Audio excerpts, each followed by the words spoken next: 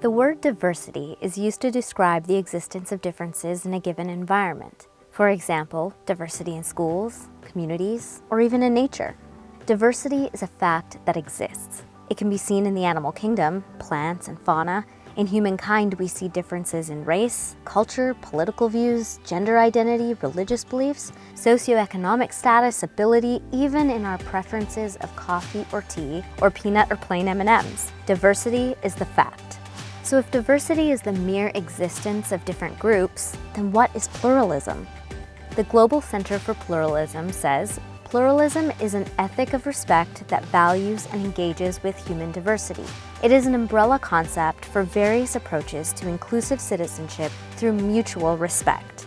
Pluralism should not be confused with tolerance, the act of allowing the existence of opinions or behaviors that one dislikes or disagrees with.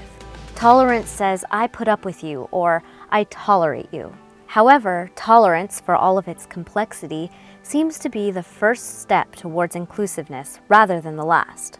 To understand it further, Diana Eck of Harvard University's Pluralism Project explains that tolerance is too thin a foundation for a world of religious difference and proximity.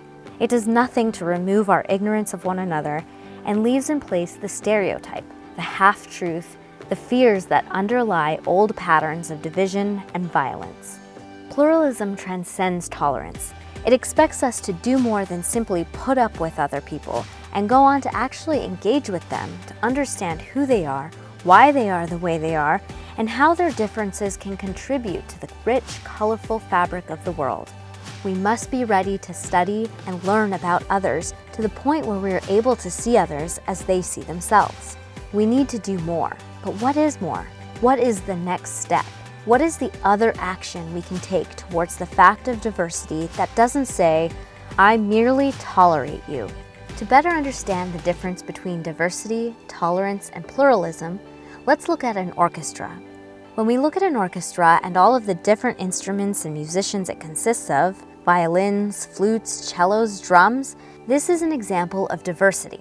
Now, if all of these musicians were to simply demonstrate tolerance, then what we would have would be a cacophony of sound, meaning all of the musicians would be playing their instruments without listening to each other, some louder than others, and the result would be discordant noise. However, if the musicians were to take a different approach, one where they took the time to talk to each other, understand each other, work together, and respect the uniqueness of each musician's skill, while at the same time recognizing that each one has a unique role to play in the larger orchestra, then what we would hear is beautiful music, harmony.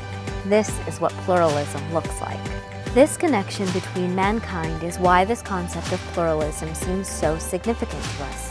When we go beyond tolerance, we try and put each other on the same level of humanity and oneness. In Islam, we think of this oneness in relation to the concept of Tawheed, oneness of Allah.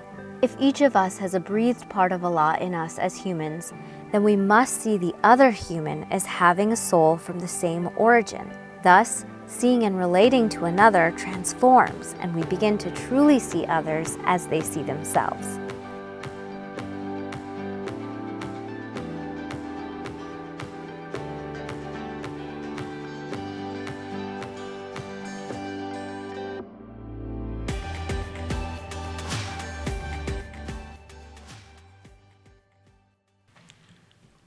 Perhaps it is a natural condition of an insecure human race to seek security in a sense of superiority.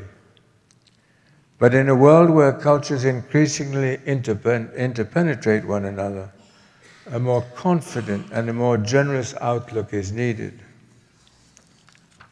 What this means, perhaps all else, is a readiness to participate in a true dialogue with diversity, not only in our personal relationships, but in institutional and international relationships also. But that takes work, and it takes patience. Above all, it implies a readiness to listen.